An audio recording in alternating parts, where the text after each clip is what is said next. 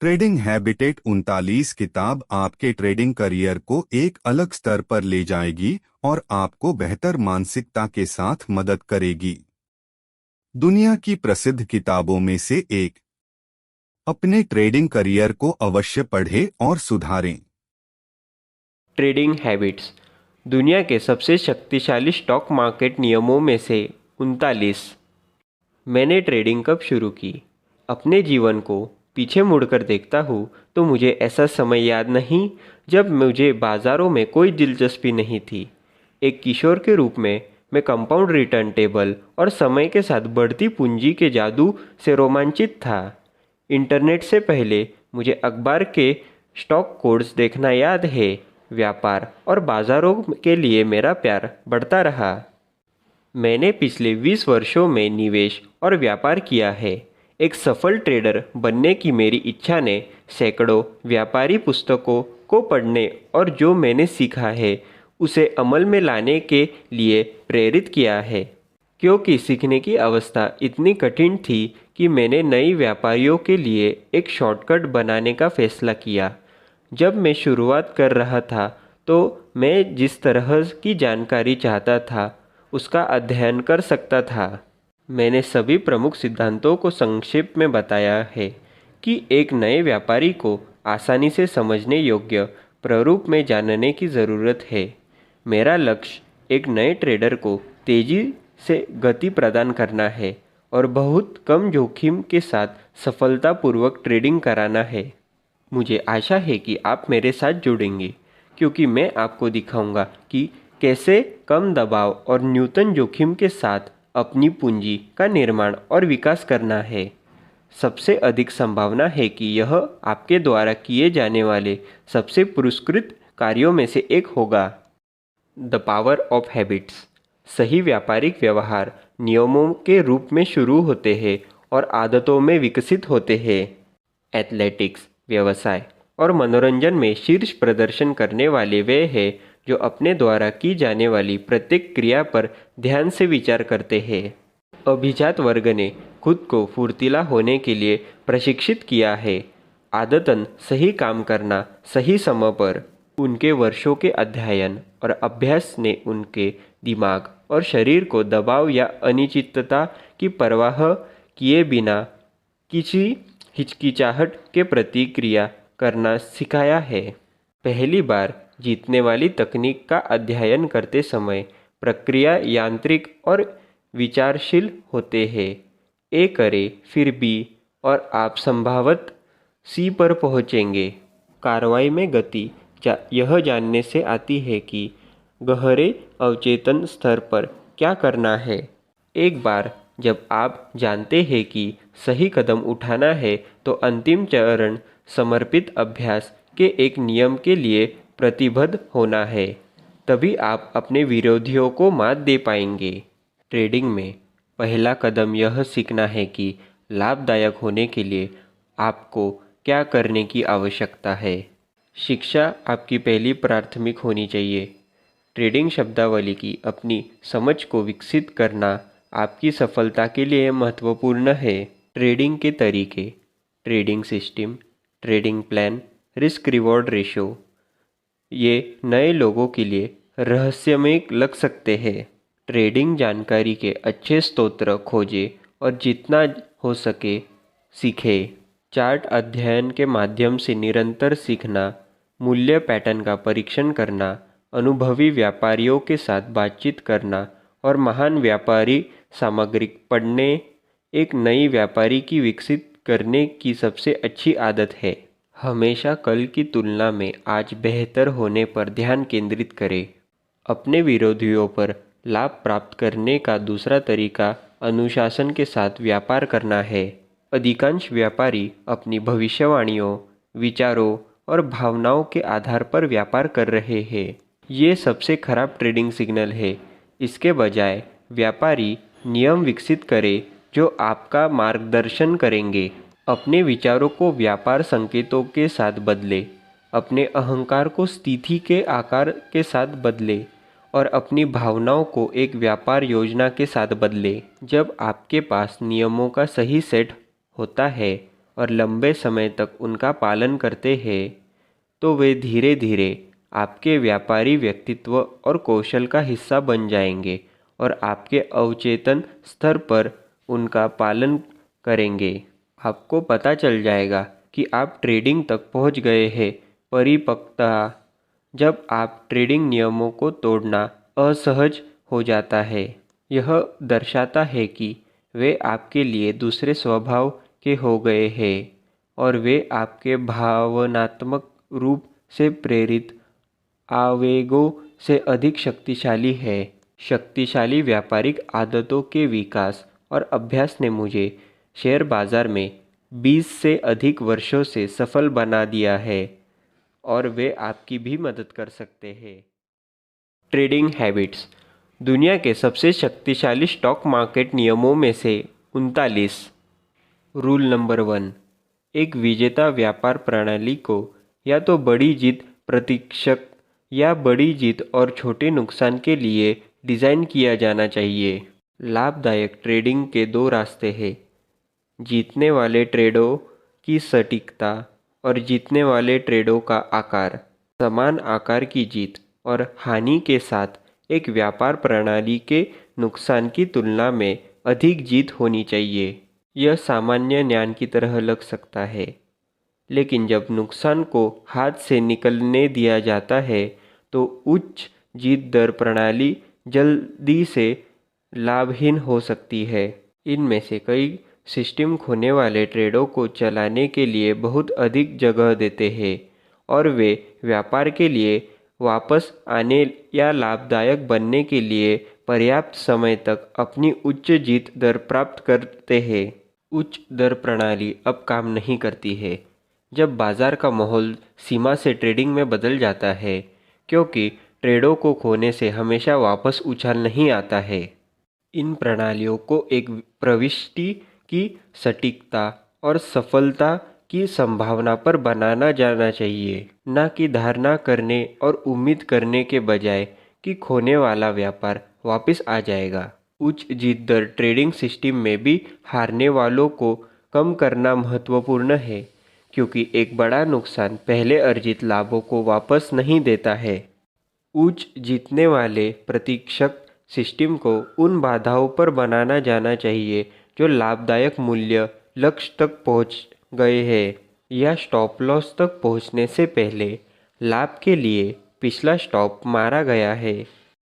पुराने वाले wall street में यह कहावत है कि आप लाभ लेकर टूट नहीं सकते। यह बात सच नहीं है। यदि आप केवल छोटा मुनाफा लेते हैं तो आपको तोड़ने के लिए केवल कुछ बड़े नुकसान ही होते हैं। इसके विपरीत नुकसान की तुलना में कम जीत वाला सिस्टम है, लेकिन वे लंबी अवधि में लाभदायक होते हैं क्योंकि नुकसान को छोटा रखा जाता है और जीतने वाले ट्रेड हारने वाले ट्रेडों की तुलना से बड़े होते हैं। कम जीत प्रतिशत प्रणाली आमतौर पर दीर्घकालीन प्रवृत्ति अनुयायियों, ब्रेकआउट व्यापारियों और विकल्प खरीदारों द्वारा उपयोग की जाती है। उनके जीतने वाले ट्रेड जितने बड़े होंगे, उनका जीतने का प्रतिशत उतना ही कम होगा, फिर भी वे लाभदायक हो सकते हैं। जब आप गलत होते हैं तो कुंजी नकारात्मक जोखिम को सीमित कर रही है, लेकिन ऊपर की ओर लाभ की संभावना खुली छोड़ रही है। दूसरे शब्दों में, आपने हारने वालों को छोटा करे, लेकिन अपने विजेताओं को चलने दे। स्टॉप लॉस किसी भी बड़ी नुकसान के खिलाफ आपकी बीमा है। आप जहां तक संभव हो ट्रेडों को जीतने की अनुमति दे सकते हैं। उन अप्रत्याशित बाहरी चालों को कैप्चर कर सकते हैं जो सामान्य मूल्य आंदोलन की घटना वक्र के बाहर है। कम जीत दर प्रणाली में लाभदायक होने के लिए आपको हर बार सही होने की ज़रूरत नहीं है। आपको बस सही बड़ा और गलत छोटा होना चाहिए। यदि आप सही है तो आप यथासंभव लंबे समय तक सही ही रहते हैं। यदि आप गलत है तो आप एक छोटे से नुकसान के साथ बाहर निकलते हैं और अगले अवसर की प्रतीक्षा करते हैं। एक प्रवृत्ति की शुरुआत में विजेताओं को कम करना और एक हारे हुए व्यक्ति को एक प्रवृत्ति के गलत पक्ष पर चलने देना लाभहीनता के सबसे बड़े कारण है। आपकी जीत जितनी बड़ी होगी, आपको लाभदायक होने के लिए उतना ही कम चाहिए। आपकी प्रविष्टियों और निश्चित जितनी सटीक होगी, आपको उतना ही कम नुकसान होगा। जब तक नुकसान कम रखा जाता है, तब तक आप कम जीत के साथ लाभदायक हो सकते हैं। परिस्थितियों की परवाह किए बिना बड़े नुकसान लाभहीन होने का सबसे तेज रास्ता है। Trading habits. दुनिया के सबसे शक्तिशाली स्टॉक मार्केट नियमों में से 39। रूल नंबर 2, आपका ट्रेडिंग सिस्टम मात्रात्मक तथ्यों पर बनाना जाना चाहिए, ना कि राय पर।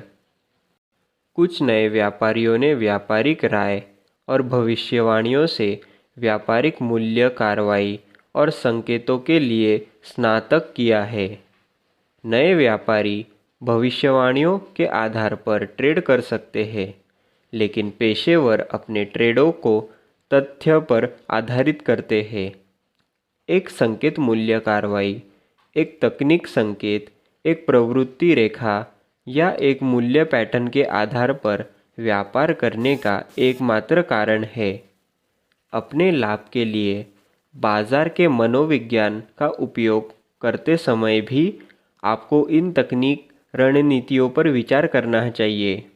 बाइंग अ डिप, ये कोई संकेत नहीं है, लेकिन S&P 500 इंडेक्स में 50 SMA में पुलबैक खरीदना या 200 SMA के ऊपर की प्रवृत्ति के अंदर दैनिक चार्ट पर 30 RSI तक पहुंचने वाली कीमतें मात्रात्मक तथ्यों पर आधारित होती है।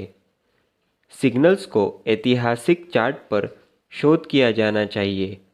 यह सिग्नल्स से व्यापारिक की प्रॉफिटेबिलिटी देखने के लिए बैकटेस्ट किया जाना चाहिए। ऐतिहासिक मूल्य पैटर्न खुद को दोहराते हैं और रुझानों और रिवर्सल को पकड़ने के लिए व्यापार योग्य संकेत बनाते हैं। अन्य प्रकार के संकेत अधिक विवेकाधीन होते हैं और शुद्ध मूल्य कार्रवाई और मूल्य सीमाओं, ट्रेंड लाइन और चार्ट पैटर्न के ब्रेकआउट खरीदने पर भरोसा करते हैं। रेंज लाइन और पैटर्न के ट्रेडिंग ब्रेकआउट मात्रात्मक है, लेकिन वे व्यापारी के हाथों में बहुत अधिक विवेक छोड़ते हैं और बैकटेस्ट करना मुश्किल होता है। ट्रेडर्स को इस बात के अनुरूप रहना चाहिए कि वे ट्रेंड लाइन कैसे बनाते हैं, चार्ट पैटर्न की पहचान कैसे करते हैं और प्राइस एक्शन पढ़ते हैं। इसके लिए वे देखने शुरू नहीं करते जो वो देखना चाहते हैं। ब्रेकआउट ट्रेडिंग एक नई प्रवृत्ति की शुरुआत पर कब्जा करने की कोशिश कर रही है, क्योंकि कीमत पिछली ट्रेडिंग रेंज को छोड़ देती है और प्रवृत्ति में संभावित बदलाव का संकेत देती है।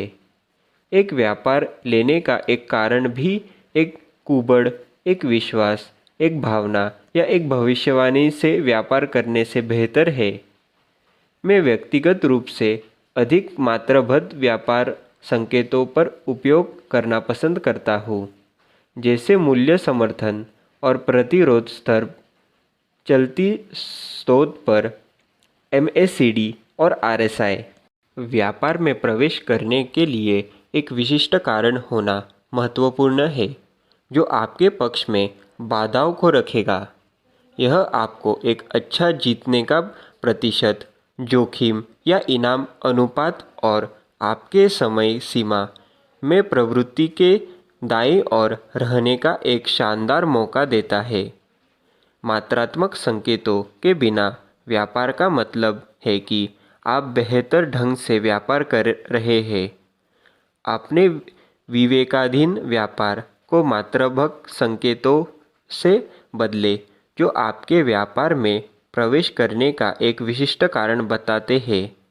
बाजार क्या करेगा, क्या करना चाहिए या क्या नहीं कर सकता, इसके बारे में विश्वास और भविष्यवाणी एक व्यापार प्रणाली नहीं है, एक प्रशिक्षण व्यापार प्रणाली है। मात्रात्मक प्रविष्टियाँ और प्रॉफिटेबिलिटी का मार्ग है। Trading habits.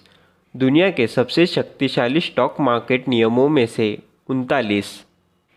रूल नंबर 3, कम जोखिम, उच्च इनाम और उच्च संभावना वाले सेटअप की तलाश करें। ट्रेडिंग में प्रवेश करते समय आप कम संभावना चाहते हैं कि आपका स्टॉप लॉस ट्रिगर हो जाए। यदि आप एप्पल स्टॉक खरीदते हैं जब कीमत 200 SMA से 1% अधिक है और एप्पल 18 महीनों में 200 SMA से नीचे बंद नहीं हुआ है, तो एक अच्छा मौका है कि यदि आप ऐसे सेट करते हैं तो आपका स्टॉप लॉस ट्रिगर नहीं होगा। एप्पल 200 SMA के तहत बंद।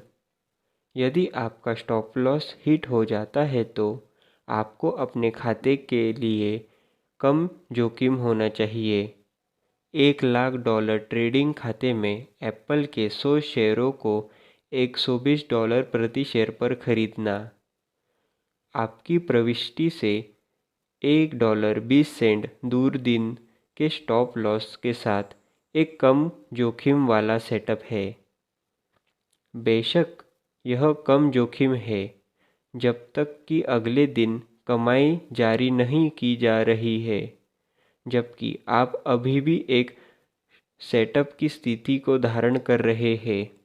यदि आपका मूल लक्ष्य 50 दिन के SMA पर वापस 6% मूल्य रैली है या 10% तेज़ी से ऊपर की ओर उच्च स्तर पर है, तो यह अनुपात को पुरस्कृत करने के लिए एक बड़ा जोखिम है। प्रत्येक प्रविष्टि में 1 महीने स्टॉप लॉस स्तर होना चाहिए जिसमें ट्रिगर होने का कम जोखिम हो। आपकी पोजीशन साइज में कम जोखिम होना चाहिए ताकि एक बड़ा नुकसान की स्थिति में आप एक और दिन लड़ने के लिए जी सके। व्यापार को जोखिम के लायक बनाने के लिए आपका इनाम आपकी पूंजी से 2 या 3 गुना बड़ा होना चाहिए। यह आपको एक छोटी जीत दिला सकता है, लेकिन आपके पास वह क्षमता होनी चाहिए। व्यापार करें ताकि जब आप गलत हो तो आपका नुकसान छोटा हो। बड़े विजेता होने की संभावना वाले ट्रेडों की तलाश करें।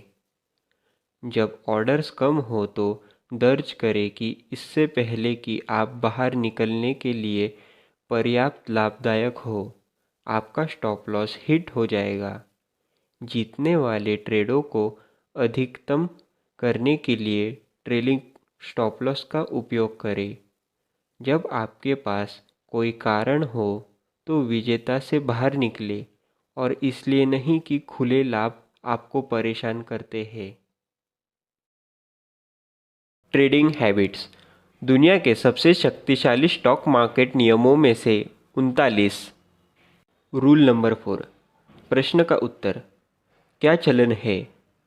सवाल है, आपकी समय सीमा क्या है? By Richard Weissman. शेयर बाजार या किसी भी वित्तीय बाजार में लाभ का सबसे अच्छा तरीका है आपकी अपनी समय सीमा में एक प्रवृत्ति को पकड़ लेना। अन्य तरीके भी हैं, जैसे फ्यूचर एंड ऑप्शंस को बेचकर ऑप्शन प्रीमियम बेचना या हेजिंग प्रोडक्शन। लेकिन अधिकांश बाजार सहभागी अपने स्वयं के व्यापार या निवेश की सीमा पर एक प्रवृत्ति को पकड़ने की कोशिश कर रहे हैं। बाय एंड सेल निवेशक अपने कामकाजी जीवन के दौरान शेयर बाजार के दीर्घकालीन अपट्रेंड पर दांव लगा रहे हैं। दिन के व्यापारी बाजार खुलने के समय से लेकर बंद होने तक सभी एक दिन में रुझानों को पकड़ने की कोशिश करते हैं। स्विंग व्यापारी कम खरीदना चाहते हैं और फिर इसी को बेचते हैं क्योंकि यह कुछ दिनों में उच्च प्रवृत्तियों में होता है। यह उच्च कीमत कम बेचता है और कुछ दिनों में इसे कम कीमत पर कवर करता है। शेयर बाजार या किसी भी वित्तीय बाजार में लाभ का सबसे अच्छा तरीका है आपकी अपनी समय सीमा में एक प्रवृत्ति को पकड़ लेना। अन्य तरीके भी हैं, जैसे फ्यूचर एंड ऑप्शंस को बेचकर ऑप्शन प्रीमियम बेचना या हेजिंग प्रोडक्शन। लेकिन अधिकांश बाजार सहभागी अपने स्वयं के व्यापार या निवेश की सीमा पर एक प्रवृत्ति को पकड़ने की कोशिश कर रहे हैं। बाय एंड सेल निवेशक अपने कामकाजी जीवन के दौरान शेयर बाजार के दीर्घकालीन अपट्रेंड पर दांव लगा रहे हैं। दिन के व्यापारी बाजार खुलने के समय से लेकर बंद होने तक सभी एक दिन में रुझानों को पकड़ने की कोशिश करते हैं। स्विंग व्यापारी कम खरीदना चाहते हैं और फिर इसी को बेचते हैं, क्योंकि यह कुछ दिनों में उच्च प्रवृत्तियों में होता है। यह उच्च कीमत कम बेचता है और कुछ दिनों में इसे कम कीमत पर कवर करता है। मैंने पाया है कि समय सीमा जितनी लंबी होगी, प्रवृत्ति को पकड़ना उतना ही आसान होगा। दीर्घकालीन ट्रेंड अनुयायी शेयर को फिल्टर करते हैं और दैनिक साप्ताहिक चार्ट पर ट्रेंड को पकड़ते हैं और इंट्राडे शेयर से बचने का प्रयास करते हैं। विभिन्न प्रणालियाँ एक विशेष समय सीमा में प्रवृत्ति के वेग और अस्थिरता के आधार पर काम करेंगी। एक जोरदार ट्रेडिंग मार्केट में जो लगातार एक सप्ताह के लिए प्रत्येक दिन उच्च ऊंचाइयाँ और उच्च चढ़ाव बनाता है, प्रवृत्ति अनुयायियों अच्छा करते हैं। बाजार जो हफ्ते के लिए दैनिक चार्ट पर प्रतिरोध और समर्थन की एक निश्चित सीमा के अंदर रहता है, स्विंग व्यापारियों के लिए लाभदायक साबित होगा। दिन के व्यापारियों को इंट्राडे अस्थिरता पसंद है, क्योंकि यह उन्हें लाभदायक होने का मौका देता है। किसी भी समय सीमा पर कोई भी व्यापार प्रणाली केवल नियमों का एक सेट है जो व्यापारी को एक प्रवृत्ति को पकड़ने की उच्च संभावना देता है।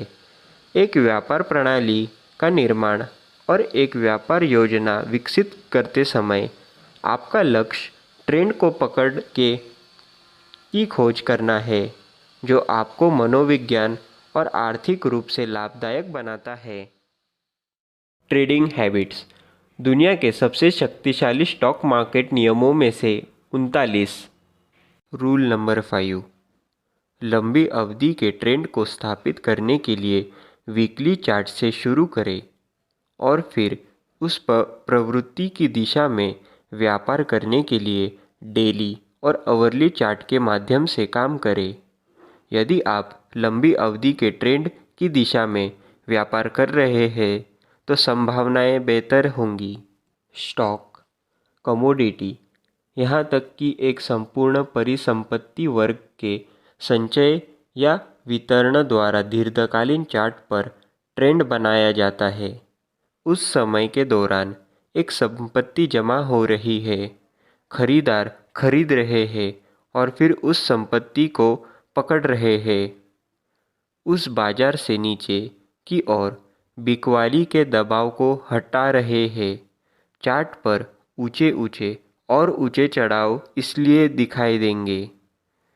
इससे खरीदने के लिए उच्च कीमत लगाते हैं, क्योंकि परिसंपत्ति के मौजूदा धारक बिक्री नहीं कर रहे हैं और फिर मौजूदा मांग के लिए अपूर्णता को कम करते हुए बाजार से इन्वेंट्री को हटा दिया है।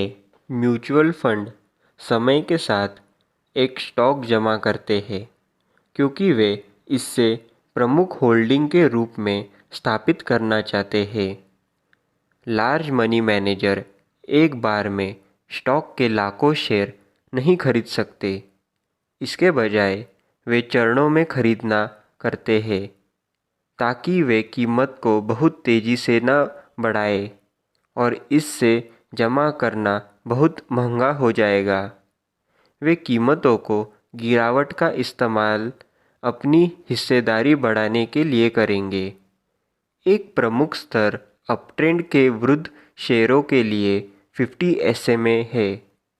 प्रमुख मूविंग एवरेज पर शेयरों के लिए अधिकांश समर्थन मनी मैनेजर द्वारा 50 दिन के SMA पुलबैक पर खरीदना अपने दीर्घकालीन पदों को जोड़ने के कारण होते हैं। समय तब होता है जब संपत्ति को लंबी अवधि के होल्डिंग या निवेश के रूप में खरीदा जाता है और उच्च ऊंचाई और ऊंचाई चढ़ाव के दीर्घकालीन ट्रेंड पर पैदा करता है। वीडियो अच्छा लगे तो प्लीज लाइक और सब्सक्राइब जरूर करें। अगला पार्ट मैं जल्द ही लेकर आऊंगा। Thank you.